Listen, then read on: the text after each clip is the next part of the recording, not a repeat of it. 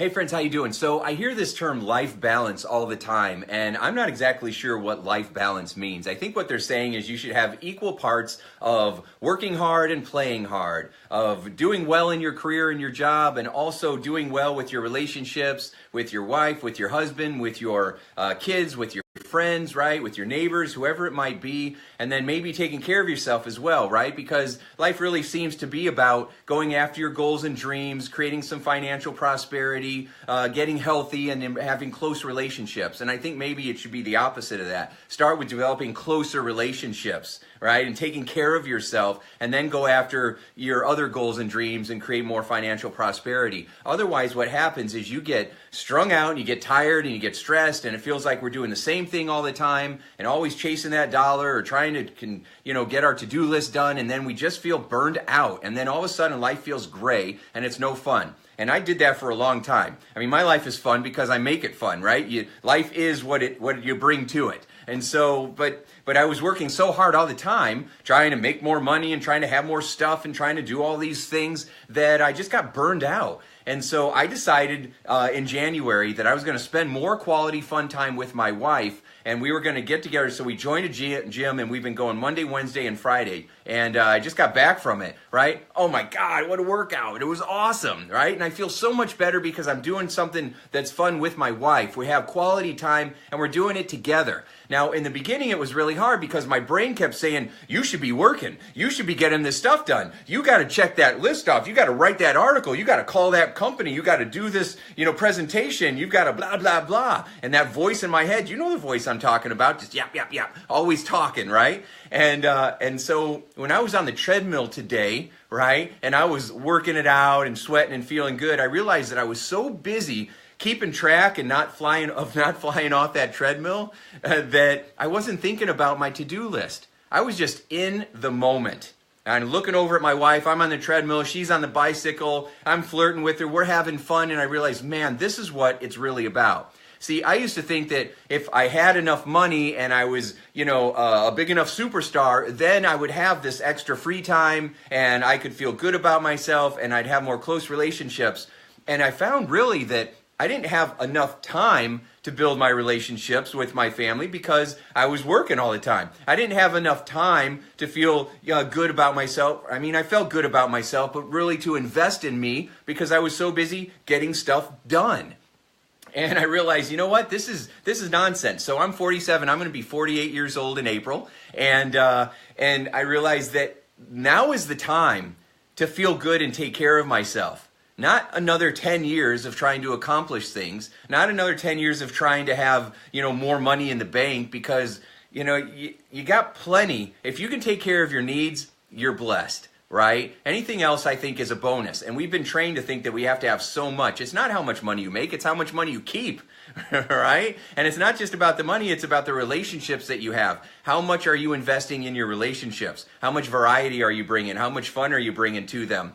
A lot of times what we do is we focus on what our partner is or is not doing instead of what we are doing, right? What kind of a person are you being in the relationship? And so, again, we want to make sure that we're spending time taking care of ourselves and doing things that bring more joy to you. There will never be a good time in your schedule to do it. You have to cause it to happen. You have to make it happen. I'll tell you a quick story. So I was coaching a couple. They owned their own business. They were at work every morning, 6 a.m., usually tired, 6 a.m., and then they would wait till 7:15 when the rest of their team would roll in. And every time their team rolled in by 7:15, some of them 7:30, the husband and wife were ticked off. They were already mad and irritated because they were there at 6 a.m. and they wanted everybody else to have as much passion about growing their business as they had, which usually doesn't happen unless you are fully invested in your people and you make them feel so good about contributing that they'll be there and they'll provide too.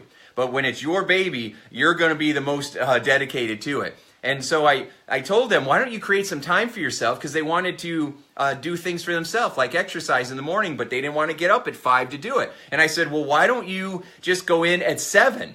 No one's getting there till 7:15 anyway. And they're like, no, we can't do that.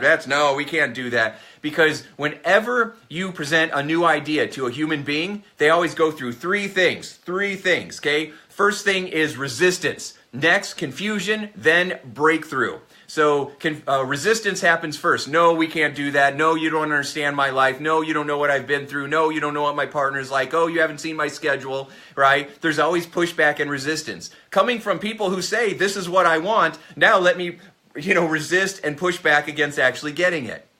And then once you start breaking those beliefs and challenging them, then they get confused because it's like, whoa, I didn't know that this was even an option. Right? So they go from believing having certainty in one thing that was holding them back. They don't immediately go to believing that the next thing is possible. They fall in this middle, this gap, right? And so in the gap, they get confused. But then once they come out of confusion, boom, then they have the breakthrough. Okay, and that's what we want to create. And so when you start looking at your schedule, you might feel resistant at first. I can't do this and I can't do that. And oh, Tim, you don't understand.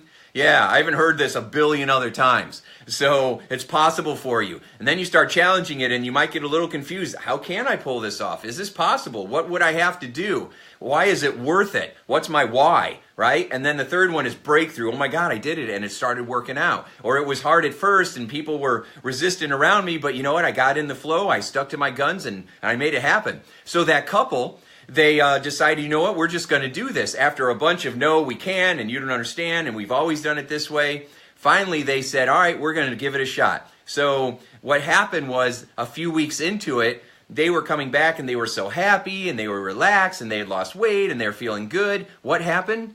They changed their belief, right? They got rid of a blind spot. They started saying, you know what? We would get up now at 5 like we always did, and we would spend time taking care of ourselves. We would go for a walk, we'd walk the dogs, we would go to the gym, and we started getting in some really good fitness. It made us feel great. Then we sat down, we rested a little bit, had a cup of coffee, strolled in at 7, which felt like a vacation for us.